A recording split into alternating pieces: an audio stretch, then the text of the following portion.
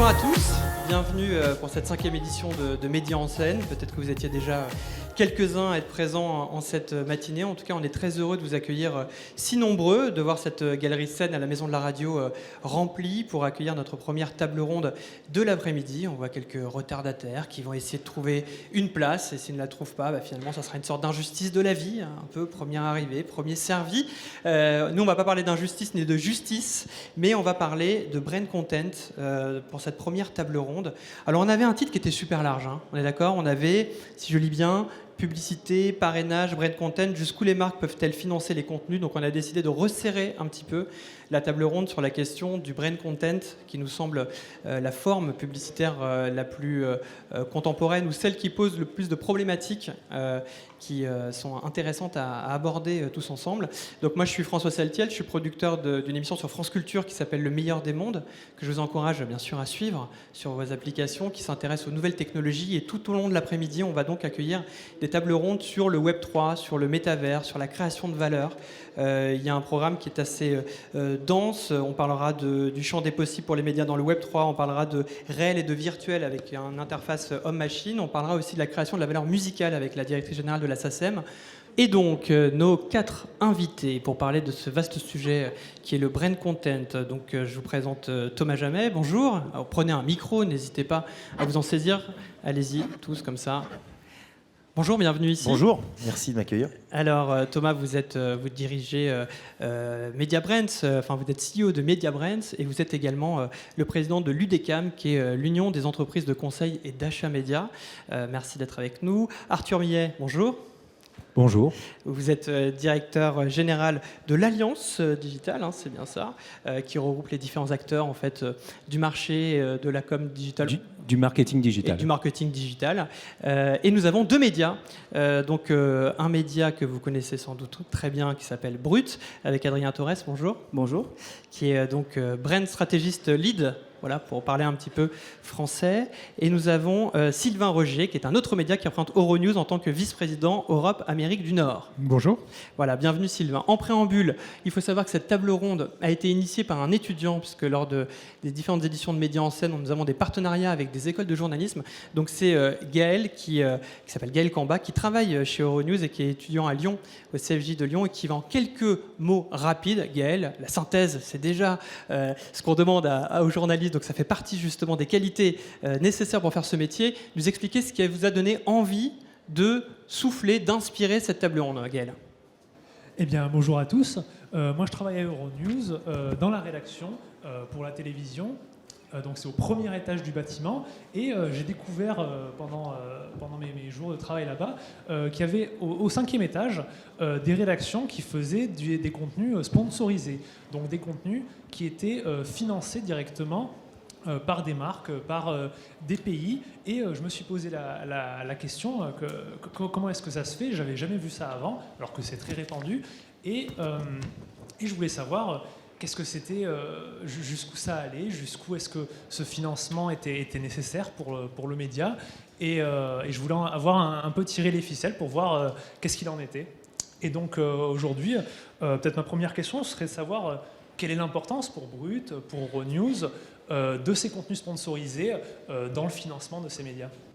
Merci beaucoup Gaël. Donc on voit que Gaël traîne jusqu'au 5e étage. Les étages qui lui sont interdits, c'est aussi la curiosité qui l'a guidé. Donc merci déjà pour ce sens de la synthèse et de la curiosité pour donner lieu à cette première table ronde. Donc Gaël, bien sûr, je vais reprendre ta question, mais peut-être en préambule pour que tout le monde sache exactement de quoi on parle. Sur le brand content, je pense qu'on a besoin d'un petit éclairage de définition, car ça veut dire beaucoup. Après, il y a des périmètres différents. Donc on va demander à Thomas Jamet peut-être de nous expliquer, qui a écrit un ouvrage d'ailleurs sur le sujet du brand content il y a peut-être maintenant quelques années, en tout cas quelques temps.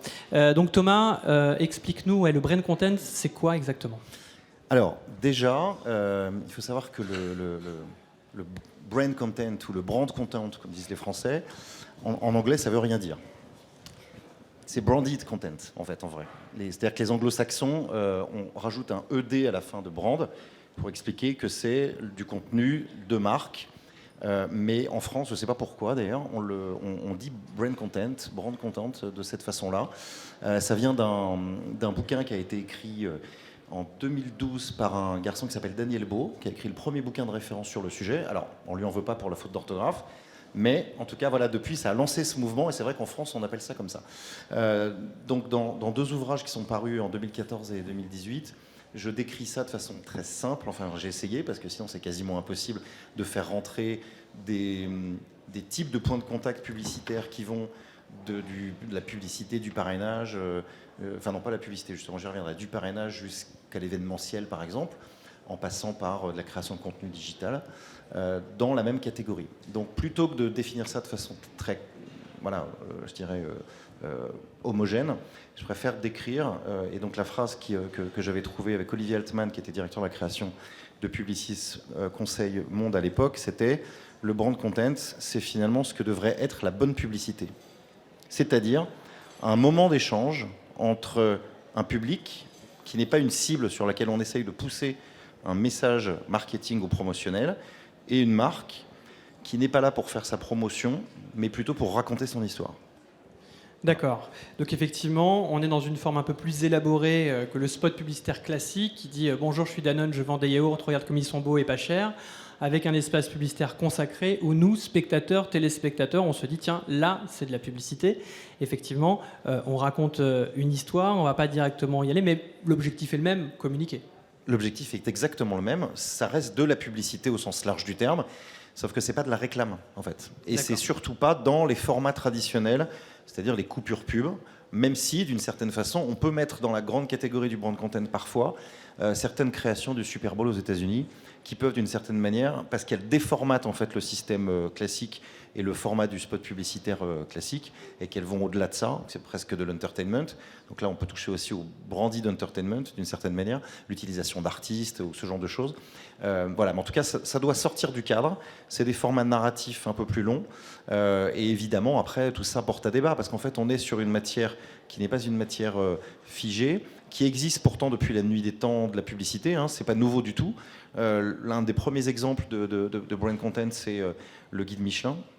Le guide Michelin, c'est des journalistes de marque qui ont écrit à la demande d'un fabricant de pneumatiques, Michelin, un guide pour aller en fait associer le pneu au voyage, au plaisir du voyage, et donc de donner des étoiles à des restaurants. Voilà. Et puis accessoirement, d'encourager les gens à parcourir les routes françaises, donc d'user leurs pneus pour pouvoir en racheter. Ça, le saut narratif, il était là. Il était là. 1901. Voilà, donc déjà, première information, le guide Michelin est un brand content. Arthur, maintenant qu'on a à peu près compris ce que c'était que le brand content, même si évidemment on pourrait en parler pendant 30 minutes pour expliquer toutes les formes, je pense que là c'est assez clair, et on voit déjà toutes les imbrications qu'il y a entre le message publicitaire et le contexte dans lequel il s'en sert, et je crois que ça faisait partie justement des interrogations de Gaël. Arthur, pour les marques, l'intérêt c'est quoi du brand content ?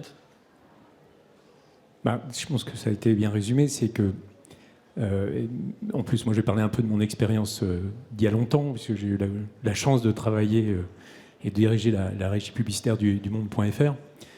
Mais je pense que pour les marques, il y a aussi une logique de se rapprocher des marques qui ont des fortes notoriétés, parfois sur des publics qui peuvent être des publics très spécialisés. Si on prend par exemple un autre journal que vous connaissez bien qui s'appelle Les Échos, ça peut être aussi intéressant, qui touche un public très spécifique, à travers ce genre de message, de pouvoir rentrer en relation avec ce public. Donc je pense que c'est l'intérêt aussi du branding content, je l'ai bien dit, hein.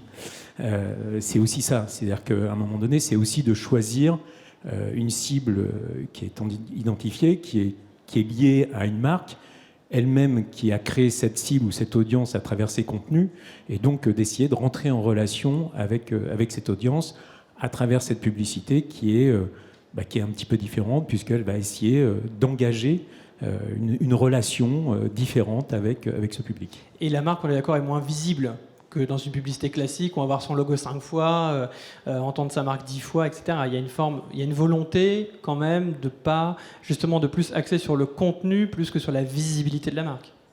Alors, oui, tout à fait. La marque disparaît un petit peu au profit du contenu qui va être mis en place pour la marque. On pourrait prendre un exemple qui a très très bien marché, qui était celui qui avait été fait au lancement de Netflix dans le New York Times, où la marque Netflix n'apparaissait pratiquement pas. Voilà, donc ça a été parce que le New York Times a beaucoup développé ces logiques de branding de contenu. Ils ont même une équipe qui fait que ça, qui est très importante. Et c'est vrai que la marque n'apparaît pratiquement pas, et surtout, elle n'était pas connue du tout à l'époque. Très bien. Sylvain, donc, je le rappelle, vous qui êtes du côté d'Euronews, pour reprendre effectivement la question aussi de Gaël, qu'est-ce que ça représente en volume, le brand content sur une chaîne comme la vôtre? Et est-ce que vous pouvez nous donner un exemple ou deux concrets de brand content actuellement diffusé sur votre antenne? Oui, effectivement. Alors, moi, je voulais rebondir très vite sur ce qu'ont dit Thomas et Arthur. Il y a des mots qui sont importants. C'est effectivement raconter l'histoire d'une marque. Ça, c'est important dans le brand content. C'est-à-dire qu'au-delà de la réclame, il y a vraiment raconter des histoires. Et puis, il y a l'engagement auquel faisait référence Arthur. Ce sont deux points importants et qui amènent les marques à venir justement sur des médias comme les nôtres, médias internationaux qui touchent des audiences haut de gamme, des audiences de gens plutôt influents, décisionnaires, pour raconter leurs histoires. Aujourd'hui, ça représente une part, c'est plus de 50% des revenus publicitaires. Alors, pas 50% des recettes d'une chaîne, puisqu'il y a aussi les revenus de distribution, plein d'autres revenus, mais en tout cas, dans les revenus publicitaires, ça représente plus de 50 à 60% des revenus. C'est quelque chose de très important. Comment ça se traduit chez nous? Ce sont essentiellement des marques qui veulent avoir chez nous une plateforme pour pouvoir étayer, illustrer leur valeur de marque. Je vais prendre deux exemples. Une marque, une célèbre marque horlogère, une marque de luxe, qui est très investie dans le monde des arts en général et dans la musique classique en particulier. Avec elle, on a travaillé, on va la nommer, c'est Rolex, on a travaillé avec eux pour développer une série de programmes qui s'appelle Musica, sur la musique classique, sur l'opéra, en racontant des histoires des principaux talents de cette industrie, donc les grands ténors et ainsi de suite. Donc on fait une série sur cette thématique-là, et eux sont étroitement associés. La façon dont ça fonctionne, c'est que ce sont effectivement des équipes éditoriales, des journalistes qui sont donc au 5e étage, qui travaillent sur ce programme, donc qui essaient de faire le programme le plus intéressant par rapport à notre audience et non par rapport à la volonté du client. On raconte les histoires en fonction de notre audience pour que ce soit justement engageant. Et ensuite, Rolex, on est le partenaire, et donc sa marque émerge à côté de ça. Mais pour bien comprendre, Sylvain, c'est que ce qu'on a tous connu, c'est-à-dire d'avoir un sponsoring de Rolex avant un programme, c'est-à-dire il y a le spot de pub qui passe avant, qui passe après, on n'est pas du tout là-dedans, c'est-à-dire que ce que vous donne comme argent Rolex suffit amplement, permet de produire 100% du programme. Permet de produire le programme, tout à fait. Voilà. Et ce sont donc les journalistes du 5e, je connais moins la géographie d'Euronews, mais en gros c'est des journalistes de la rédac. Ce sont des journalistes de la rédac, tout à fait. D'accord. Et on est d'accord que dans ce qui est proposé dans ce programme, on ne va pas forcément avoir du placement de produits de Rolex sur chaque compositeur du tout. Non, absolument pas. On est juste sur les valeurs. Exactement. Ok, donc 60%, Gaël, ce qui est quand même pas rien. Adrien, chez Brut, ça représente quoi le branding content? Le branding content, ça représente aussi environ 60% du revenu publicitaire de chez Brut. On est un peu dans les mêmes eaux. Et moi, j'ajouterais une petite différence sur Brut au départ, parce que c'est vrai que là, on a eu beaucoup de points de vue audience. Donc, évidemment, les gens les marques qui viennent nous voir, veulent avoir les audiences un peu plus jeunes qu'on représente nous aujourd'hui en tant que médias. Mais ils venaient aussi à 5-6 ans et ils viennent toujours sur un regard et une forme, une écriture spécifique qu'on avait développée. Là où le brand content, souvent, je pense qu'il faut l'éloigner un peu du public communiqué, qui était un peu la forme cachée, un peu on va vous surprendre tout d'un coup, et au fait c'est une marque. Le brand content est très transparente sur ce rapport-là qu'on entretient avec la marque. Et nous, ils venaient voir Brut il y a 5-6 ans parce qu'on avait une écriture sociale avec les fameux « une vidéo à la Brut » que vous avez déjà dû entendre comme expression, qui était une écriture qui maintenant s'est imposée, qui est presque uniformisée sur les médias en règle générale, les médias sociaux, mais qu'on a créé un peu au départ il y a 5-6 ans. Et donc, ils venaient aussi chercher un point de vue d'un média qui était relativement engagé, entre guillemets, ou en tout cas de conviction, sur l'histoire de cette marque. Donc, évidemment, la marque arrive avec une volonté de discuter d'un certain sujet, mais l'intérêt du brand content versus le travail que pourrait faire une agence de communication, c'est le frottement qui va exister entre le regard d'une rédaction et la volonté d'une marque, et la forme de vérité que cela va générer. Donc évidemment, la marque, c'est des discussions très longues qu'on a avec elle, pour dire on va aborder tel sujet avec tel type d'intervenant, l'histoire il faut la raconter de telle manière, les sujets qui vont intéresser les gens c'est celle-ci, et on pense qu'il faut absolument mettre le poids du corps là-dessus. on n'est pas toujours d'accord ensemble et on trouve le sweet spot entre guillemets pour s'assurer que l'histoire qu'on va raconter est une histoire qui éditorialement est intéressante, pertinente et vraie surtout, et aussi qui évidemment rejoint des objectifs marketing importants pour les marques. Mais c'est ce frottement-là qu'on va chercher avant tout, et c'est là où il y a une forme d'intérêt créatif et éditorial qui est très spécifique sur le branded content. Bien joué.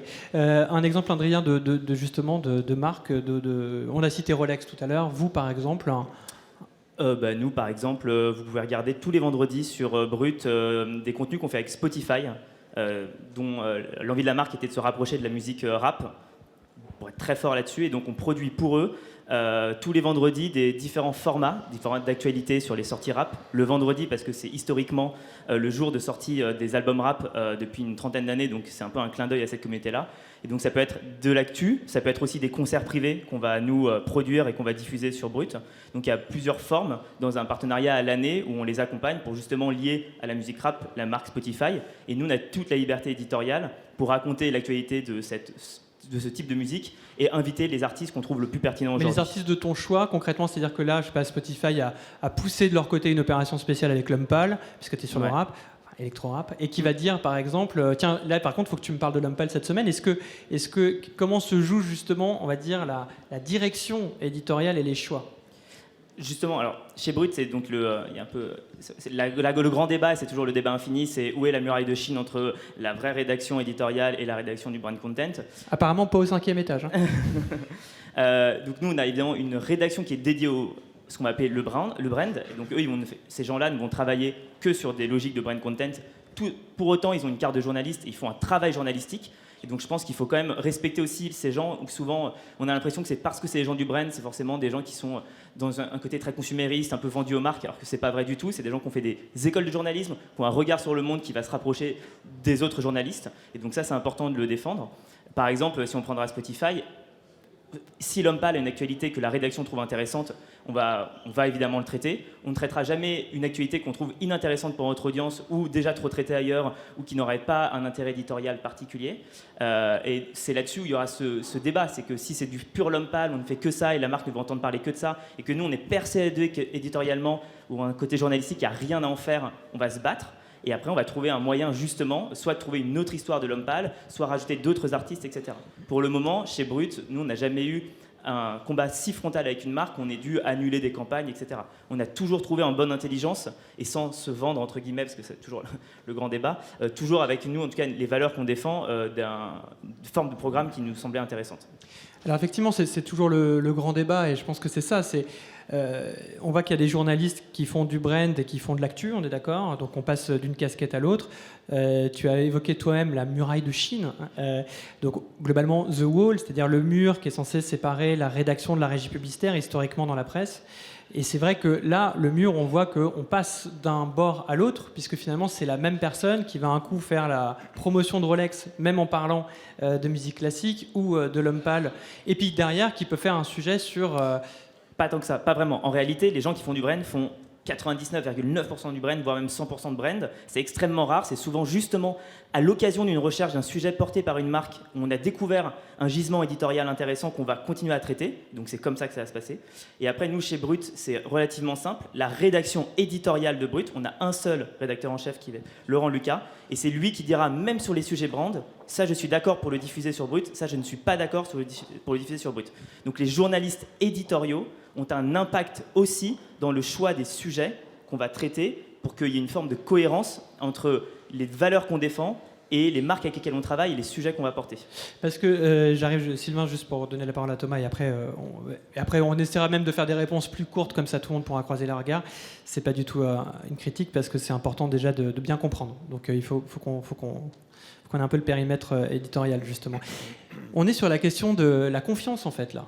C'est-à-dire qu'on sait très bien que la promesse, finalement, qu'on a quand on est un média comme vous, de médias, c'est la confiance, le pacte que l'on entretient avec son public, avec son audience. La marque, ce qu'elle va chercher aussi, c'est cette audience-là où on va chercher une affinité entre l'audience d'un média et la recherche de la cible. Tu parlais justement de porosité, enfin moi je parlais de porosité et d'un mur qui peut-être va pas que dans un sens, mais pas dans les deux sens, mais parfois dans un sens. C'est comment on arrive à préserver globalement la confiance lorsqu'on a un média d'information et puis globalement sur le brand content pour faire d'un coup du contenu et d'un coup un contenu qui est orienté, même créatif, même authentique, même ce qu'on voudra. C'est quand même derrière, non pas un Red Chef qui dit ce qui importe sur les Français aujourd'hui, c'est d'aller traiter cette question-là, c'est une marque qui nous dit contre-financement, il faut parler de ça. Donc Thomas, la question de la confiance, on est d'accord que c'est aussi un point, tu parlais de frottement, on peut dire de friction, c'est-à-dire où il faut faire très attention. Oui, absolument. Mais je pense que c'est quelque chose qui est à la fois très bien réglé et géré par les acteurs publishers eux-mêmes, parce que c'est toujours apparent. Il n'y a pas de trucs cachés. C'est toujours visible, c'est ça ? C'est toujours visible, ouais. Toujours visible. Que ce soit en print ou sur des formats digitaux, il y a toujours marqué la marque ou sponsorisé par ou autre. Donc effectivement, c'est pas caché. Et puis enfin, je pense qu'il ne faut pas prendre non plus les audiences pour des débiles. Je pense que tout le monde sait faire la différence entre un contenu de marque et un contenu, je dirais, qui peut être plus ou moins éditorial, ou en tout cas avec une vraie différence. Et je pense que, je dis ça à dessein parce que le genre même de la série télé a été inventé grâce à un contenu de marque. Et en fait, je veux dire, c'est souvent en fait aussi des formats. Tu parlais du format à la brute, évidemment. Il y a souvent en fait des types de formats qui viennent de la publicité ou du brand content. Tu parlais de soap opéra. Exactement, les soap opéras. Enfin, bon, je pense que beaucoup savent ici que le nom de soap opéra, c'est parce que c'était des fabricants de savon, Unilever ou Procter & Gamble pour pas les nommer, qui ont été dans les années 50 aux États-Unis proposer des genres de feuilletons télévisés, ça n'existait pas du tout, contre du sponsoring et évidemment le financement total de ce qui était du divertissement gratuit pour les chaînes de télévision américaines. Donc si on a aujourd'hui Rings of Power ou Game of Thrones ou n'importe quoi, c'est grâce à Unilever. C'est grâce à des fabricants de savon. Donc en fait, la porosité, elle peut être très positive aussi pour le côté divertissement. Et le côté créatif. Et là, c'est vrai qu'on peut revenir même à un autre aspect, c'est-à-dire que comme ce sont des marques qui sont derrière, il y a des moyens qui sont importants et parfois bien plus importants que les moyens, on va dire, natifs d'un média, donc le développement et donc la créativité. Sylvain, tu voulais réagir ? Oui, je voulais réagir sur deux aspects qui sont assez liés, je pense, c'est celui de la confiance et celui de la fameuse limite éditoriale, la muraille de Chine. Comme le souligne Thomas, c'est toujours très clairement identifié en partenariat avec, donc le contrat est assez clair avec nos audiences. Quant à l'intégrité éditoriale, comme chez Brut, pour Euronews, c'est vraiment la rédaction, le directeur de l'éditorial, le rédacteur en chef qui a le dernier mot pour savoir ce qu'on fait ou ce qu'on ne fait pas.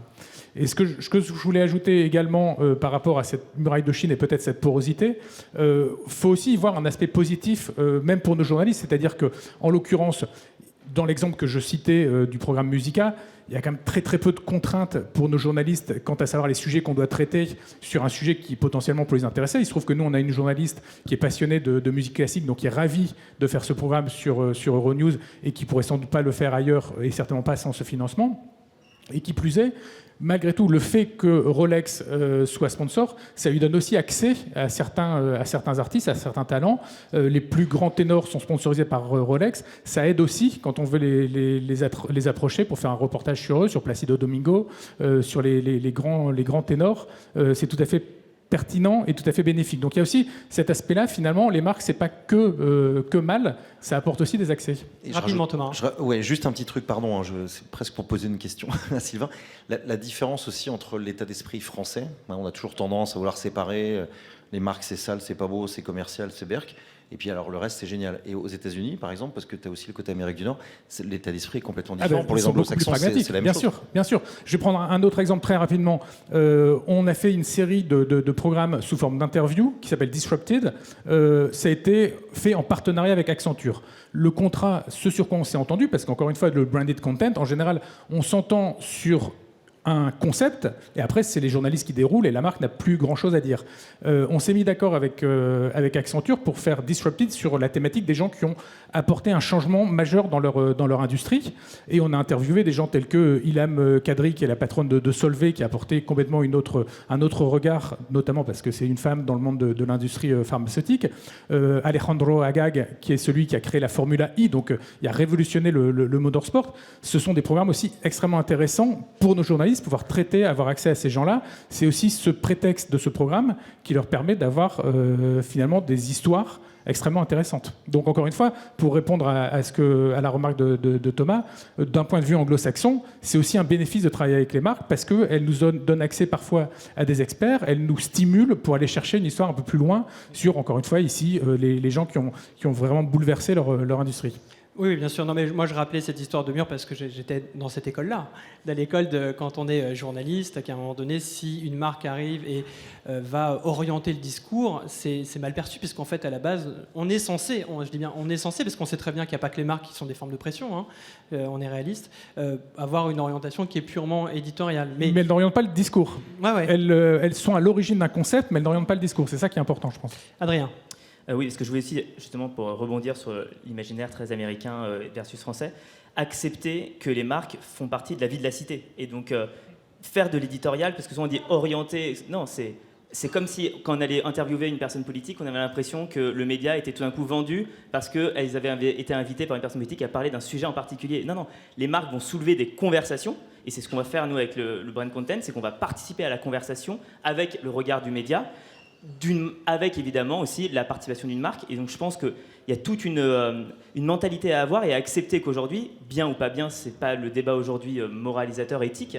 En tout cas, c'est la question, les marques existent dans la vie de la cité, on en consomme tous, leurs imaginaires est un peu structurant aussi pour nous, on peut les critiquer, on peut le repousser, mais je pense que c'est trop facile de dire faire du brand content, c'est se vendre au grand capital. Faire du brand content, ça peut être aussi faire vivre la vie de la cité en règle générale, avec des points de vue politiques, avec des points de vue marque, avec des points de vue de tout le monde. Et ça peut être aussi même une nécessité, hein, encore une fois, de survie, parce que c'est peut-être compliqué aujourd'hui de créer un média sans avoir recours au branding content. Arthur. Oui, je pense qu'on va peut-être reprendre ce point-là dès le départ.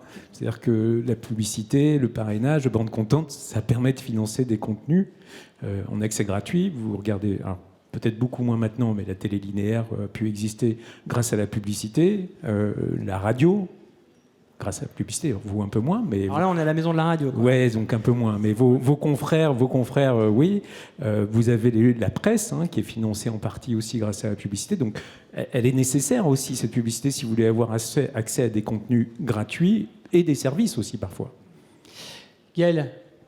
Oui, je me demandais également, il y a des partenariats avec certaines marques. Jusqu'où est-ce que ça va? Est-ce qu'il y a certaines marques avec qui on va dire Brut ou Euronews va dire non, on ne fait pas de partenariat avec cette marque parce qu'elles sont trop éloignées de nos valeurs? Ou je sais qu'Euronews, ça va plus loin, c'est pas seulement des marques. Comment on arrive à faire cette limite? Voilà, Thomas essaie de partir en toute discrétion. Il s'est fracassé le crâne sur un écran. Merci Thomas, c'est spectaculaire, c'est beau, c'est très branding content. Est-ce qu'il y a des marques justement sur lesquelles, par exemple chez Brut, on décide de ne pas aller? Alors je vais dire oui et non. Aujourd'hui, il y a des marques avec lesquelles, en tout cas des secteurs dans lesquels aujourd'hui Brut ne souhaite pas intervenir. Donc par exemple sur certaines thématiques, comme ça peut être l'énergie ou d'autres éléments comme ça. Ce qui ne veut pas dire par exemple qu'on ne travaillera jamais avec EDF. Je vais donc préciser ma réponse. Il y a certaines typologies de sujets qu'on n'abordera pas avec les marques. Donc, des grands acteurs industriels qui voudraient parler justement de leur empreinte écologique responsable, ça va être compliqué de le faire sur Brut. Ce qui ne veut pas dire qu'on ne parlera jamais de l'empreinte sociale importante que L'Oréal peut avoir parfois dans des secteurs locaux avec le financement d'associations sur des sujets très précis. Donc là-dessus, nous, on a un point de vue assez établi. Les marques, on doit intégrer les marques dans le récit de la transformation positive.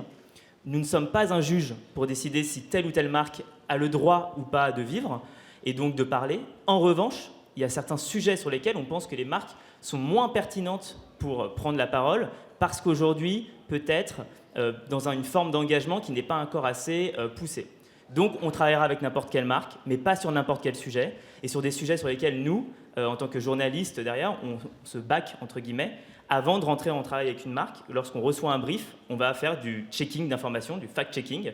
Est-ce que ce qui est vrai, est-ce que ce qui est dit est vrai?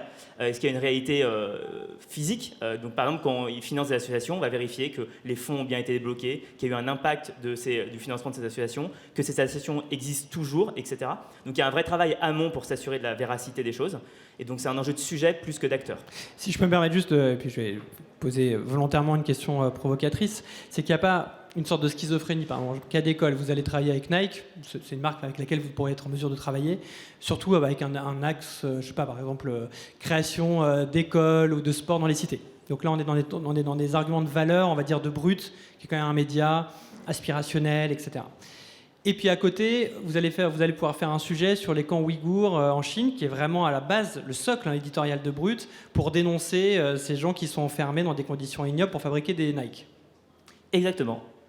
Mais c'est parce que c'est ce qu'est le monde d'aujourd'hui aussi. C'est-à-dire que je pense et comme n'importe quelle personne, ce serait trop facile de. Alors, je ne défends pas les Ouïghours, je ne défends pas la position qu'a Nike sur ce sujet-là. Vous pouvez défendre les Ouïghours, hein. Je vais défendre les Ouïghours, je ne défends pas la position qu'a Nike sur ce sujet-là. Pour autant, ça serait priver de discours une marque comme Nike, qui aujourd'hui est quand même dans la vie de beaucoup de personnes et qui, sur certains sujets, essaye de changer. Ça nous semble compliqué. Et souvent on le dit, on en a parlé, peut-être que cette génération, en plus nous on parle d'une génération qui est relativement publiphobe, qui est née, les adblockers, tout le monde en a, on a tous, même moi, on est né à comment skipper une publicité rapidement. La télé linéaire, ce qui nous a arrêté de la regarder, c'est la publicité. Donc un peu publiphobe, plus que les générations précédentes peut-être, mais marcophile. Et donc il y a toujours des jeunes qui font la queue pour acheter des marques, des pulls suprêmes. Voilà. Évidemment, Nike n'est pas parfait, évidemment, et c'est ça qui est fort dans les médias, c'est que vous allez pouvoir scroller Brut, avoir une vidéo extrêmement critique sur Nike, sur certains prises de position industrielles qu'ils font, et 3 posts plus tard, valoriser en même temps des actions positives que cette marque aussi peut avoir. Et l'ambivalence, c'est la réalité du monde, et c'est pour ça qu'on pense que notre génération est informée. Quand on veut informer cette génération, on n'est pas là pour lui faire croire qu'il y a les méchants et les gentils d'un côté. C'est beaucoup plus poreux que ça. Et donc cette réalité du brand content et du contenu éditorial reflète cette complexité du monde. Voilà, publiphobe et marcophile, ça fait partie justement des nuances aussi de cette discussion. Arthur, rapidement, et puis après je donnerai la parole au public, donc vous pouvez commencer déjà à préparer une éventuelle question. Oui, je pense que en fait, ce qui est compliqué, on vient d'en avoir un exemple, c'est quand on est un jeune média, qu'on se lance, qu'en plus on n'a pas de support de diffusion réel puisqu'on est diffusé sur des plateformes. Économiquement, c'est compliqué, il faut vivre. Et c'est vrai que sous la pression, on peut se retrouver parfois à être dans des contradictions. Voilà. Et c'est toute la problématique, j'allais dire, du branding content, c'est jusqu'où on peut aller et jusqu'où on est prêt à accepter entre des enjeux de valeur d'un côté et de l'autre côté des enjeux financiers. Voilà, vous avez effectivement recontextualisé la question de cette discussion. Jusqu'où peut-on aller ? Est-ce qu'on peut aller jusqu'aux questions du public, en tout cas, s'il y en a ? Oui. 2. Alors, vas-y, allez, tu vas être épaulé. Ce qu'on va faire, parce que j'ai un peu d'expérience, parce qu'il reste peu de temps, on va les prendre ensemble. Allez-y, monsieur. Merci beaucoup. Une question un peu simple, peut-être un peu naïve et provocatrice, mais est-ce que Média en Scène produit du brand content ? Et est-ce que Média en Scène n'est pas du brand content ? D'accord, merci pour cette question provocatrice. Deuxième question. On la retient, hein, vous inquiétez pas. Allez-y. Oui, je voulais savoir, est-ce que vous ne pensez pas que certains médias qui sont sur les plateformes, justement, deviennent plus des médias de commercialisation plutôt que d'information ? Je pense notamment à Combini qui faisait de la pop culture avant et qui est... j'ai l'impression qu'à l'heure actuelle, c'est très ciblé en termes de pub. Ok. On va s'arrêter là sur les deux, puis on verra si on a le temps d'un dernier tour. Alors, est-ce que je vais répondre sur Média en Scène, puisque à la rigueur, je crois que c'est moi qui, là, à l'instant T, représente le festival. C'est compliqué. Est-ce que Média en Scène fait du brand content ? Parce que nous, on n'est pas un média. Même si on s'appelle Média en Scène, on n'est pas un média en scène. On n'est pas un média, on est un événement. Donc oui, je dirais... D'ailleurs, je ne connais pas le financement du festival. Donc, si jamais il y a des partenaires financiers dans le festival qui produisent et qui se servent de ce qui se passe ici pour en faire des contenus publicitaires derrière, dans ces cas-là, on peut considérer que c'est du brand content. Après, je pense que là où la question peut-être concerne un peu moins notre sujet, c'est qu'on n'est pas un média avec une audience récurrente et avec un pacte qui est celui d'informer. Donc, je ne sais pas si je vous ai bien répondu, mais en tout cas, oui, on crée du contenu, mais pas forcément adossé à une marque qui va le penser. En tout cas, ça n'a pas été réfléchi. Cet événement n'a pas été réfléchi avec des acteurs privés, ça a été réfléchi avec deux médias, Radio France et Les Échos. Sur la question sur Combini, on peut peut-être imaginer parler de brut, mais disons, si je reprends la question du monsieur, c'est de se dire, voilà, on avait initialement, c'était du contenu, et peut-être qu'il a l'impression qu'il y a de plus en plus de contenu de marque, et pour peut-être que la balance est peut-être un peu moins équilibrée? Je ne vais pas parler de Combini parce que je ne travaille pas à Combini. Je vais parler de Brut. Sur Brut, on a un contenu de marque par jour, par plateforme. Et c'est tout. Notre inventaire publicitaire, il est bloqué. Donc comme ça, c'est clair. Ça peut vous arriver, et vous allez voir, parce que vous allez me dire, non, c'est pas vrai, une fois, nana. Oui, ça arrive par exception qu'il y ait 2 contenus pour un problème de diffusion X ou Y. Mais globalement, l'inventaire publicitaire dédié au brand content sur Brut est quand même extrêmement limité et est cadré par la rédaction depuis toujours et n'a pas évolué et pour l'instant n'a pas été prévu d'évoluer. Donc au moins c'est clair là-dessus. Nous on sait très bien ce qu'on peut vendre aujourd'hui à des marques et on n'a pas prévu de le changer avant longtemps. Mais pour prolonger la question de monsieur, est-ce que ça fait partie de vos préoccupations, par exemple, de se dire on en a 1 par jour ou 2 par jour, on n'ira pas plus loin parce qu'on n'a pas envie non plus d'être une vitrine publicitaire, même créative, nanani, nanana. Bien sûr. Nous, en fait, c'est qu'on a plein de choses à raconter, que faire des milliers de stories, des milliers de posts par jour, ça n'a aucun intérêt. Il faut faire du contenu qui puisse être digéré et regardé par les gens qui nous suivent. Donc ça ne sert à rien de devenir nous-mêmes quelque chose de publicitaire.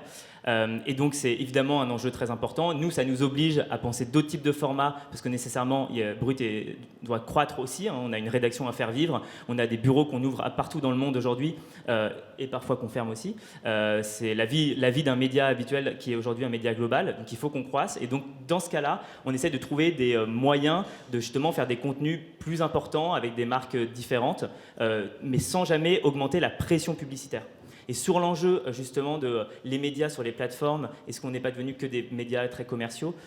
Aujourd'hui, il y a quand même vraiment une très grande toute une partie d'une génération qui s'informe sur les médias sociaux, et nous on en est conscients, et on porte aussi cette charge, et on sait qu'on doit le faire.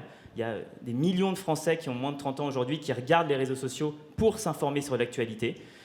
Et donc on sait qu'on a un peu une obligation, et on le vit, et on est content de le faire, et c'est pour ça qu'on a lancé Brut, de les informer, et donc ça reste notre mission principale. Est-ce qu'il y a encore des questions? Oui, 2. Allez, on va prendre les 2 et ça sera, je crois malheureusement, les dernières. Allez-y, monsieur. Alors, j'ai bien entendu qu'il y avait quelque chose de très structuré, notamment au niveau de la transparence, où c'est très affiché, qu'il s'agit de contenu de marque, etc. Alors, il y a vous, et puis de l'autre côté, il y a plein d'influenceurs, notamment sur TikTok, qui ont des millions de followers, et ces gens-là, quand on les regarde, il n'y a clairement aucun avertissement. Est-ce que vous n'avez pas peur, à un moment, que le public se réveille et que finalement, il emporte le bébé avec l'eau du bain? C'est-à-dire qu'il ne fasse plus la différence entre vos contenus et les contenus qu'il voit d'influenceurs et tout. Voilà. Je sais pas si ma question est claire. Sur les influenceurs, il fallait en parler, donc merci de l'avoir fait. On va vous répondre. On va juste accueillir la seconde, deuxième et peut-être dernière question. Oui, bonjour. J'avais juste une question sur le contenu même de cette conférence. C'est en fait, j'ai l'impression que personne n'a vraiment répondu à la question de la limite et où elle se trouve. Et j'aimerais bien que... Alors, pour Brut, ils en ont parlé un peu plus en mettant une qui est celle de 1 fois par semaine, un brand content, branded au moins 1 fois. Mais j'aimerais bien savoir pour d'autres médias quelle est la limite, parce que moi j'ai vécu le truc professionnellement de passer par un cost controller pour un choix éditorial. D'accord, bon, on a quand même un peu répondu à la limite. Hein. On a dit qu'il y avait des marques, on travaillait avec toutes les marques, mais potentiellement sur un axe, qu'on a une proportion, mais on va reposer la question. Et les 2 dernières questions. Donc déjà, Arthur, sur la question des influenceurs. Alors, merci pour cette question. Je pense qu'elle est très, très importante. Oui, vous avez totalement raison. C'est un enjeu extrêmement fort pour l'ensemble du marché. Nous, au sein de l'Alliance et avec la RPP, donc, qui est l'autorité de contrôle de la publicité, on travaille sur ce sujet-là. Donc on a maintenant, enfin, surtout la RPP, a créé une charte de l'influenceur responsable pour obliger les influenceurs à déclarer officiellement quand ils font un post pour une marque. Maintenant, d'ailleurs, il me semble que si un influenceur ne le fait pas, il y a quelques personnages célèbres qui ont été condamnés quand c'est pas fait. Donc, évidemment, c'est un sujet majeur. Hein, c'est qu'il faut que l'influenceur, au même titre qu'un média, hein, que ce soit Brut ou Euronews, doit déclarer pour qui est ce contenu, pour qui a été fait ce contenu et pour qui il fait la promotion. Enfin, on a parlé de confiance et d'engagement, c'est la base même. Si on ne commence pas par là, ben, le brand content, il ne sert à rien. Et donc Sylvain, pour reprendre la question, jusqu'où vous êtes prêt à aller alors ? Alors, en termes de limites et jusqu'où on est prêt à aller, alors Thomas le soulignait, c'est quand même un marché assez bien régulé. La première chose déjà, c'est que tout ce qui est news, tout ce qui est actualité ne peut pas être sponsorisé. Donc déjà, on parle que de la partie magazine qu'on propose à l'antenne. Donc déjà, c'est une limite en soi. Et ensuite, je voulais un peu louer, même si on a souligné le pragmatisme des anglo-saxons, finalement, cette école française que vous représentez, à vouloir quand même poser une liberté éditoriale et des limites, elle est très bien parce qu'elle nous oblige, nous, dans la partie business, à être très créatifs pour trouver des formats qui plaisent ou qui soient valables d'un point de vue éditorial, puisqu'encore une fois, c'est eux qui ont le dernier mot. Donc la limite, elle est là aussi, c'est que c'est le rédacteur en chef qui décide de ce qui est possible ou de ce qui n'est pas possible. Donc il y a encore une fois un aspect réglementaire selon les programmes magazines, et ensuite les équipes éditoriales ne feront que ce sur quoi elles sont à l'aise. Et puis le dernier élément, c'est que si jamais, il se trouve que ce n'est pas le cas, mais si on devait faire un partenariat avec Nike, ça n'obère en rien notre capacité dans la partie news, dans la partie D'ailleurs, Sylvain, de l'antenne. vous faites aussi des partenariats avec des pays, on l'a dit, comme par exemple le Qatar, ou l'Angola, ou Dubaï, éventuellement. Et donc là, c'est pour vous. Alors, quand je parlais de cette limite créative, c'est-à-dire que du coup, on va s'entendre pour faire un programme magazine, donc plutôt dans la typologie de programme voyage. Donc là, c'est assez légitime de promouvoir le tourisme en Croatie, à Dubaï, voire au Qatar. Mais évidemment, ça n'empêche pas du tout, et sans doute que les équipes journalistiques seront encore plus motivées pour faire des reportages sur la réalité des droits humains, la réalité Et pardon, votre client du Qatar, s'il voit que vous multipliez les reportages sur l'antenne concernant la dégradation de son il ne va pas dire ils sont bien gentils au news, mais on va arrêter de les financer. Je suis ravi parce que c'est le point important sur lequel je voulais insister aussi, c'est qu'après tout, et au bout du compte, le plus important, c'est quand même la sincérité du message. Donc en fait, la contrainte, elle est surtout sur les marques. C'est-à-dire que les médias se déterminent la liberté qu'elles veulent avoir, et après, est-ce que les marques sont à l'aise pour avoir en même temps un message positif sur leur tourisme et en même temps le risque d'avoir un message moins positif qui émane de la partie vraiment actualité. Nous, on est clair avec elles, on leur dit on ne s'empêchera pas de faire ce type de reportage. Donc de la même manière, on travaillera avec un énergéticien, on racontera l'ensemble de l'histoire les concernant. Donc ça, à eux aussi de venir chez nous avec un discours sincère, sinon c'est sûr que ça leur reviendra à la figure. Voilà, merci beaucoup Gaël, content de cette table ronde que tu as initiée ? Oui, ça va, il y a quelques questions qui ont été répondues. Merci. Voilà. Et voilà, il est l'esprit de la synthèse, la curiosité et aussi l'exigence. Merci à vous, on peut applaudir nos invités. Et on va enchaîner bien sûr avec la table ronde suivante.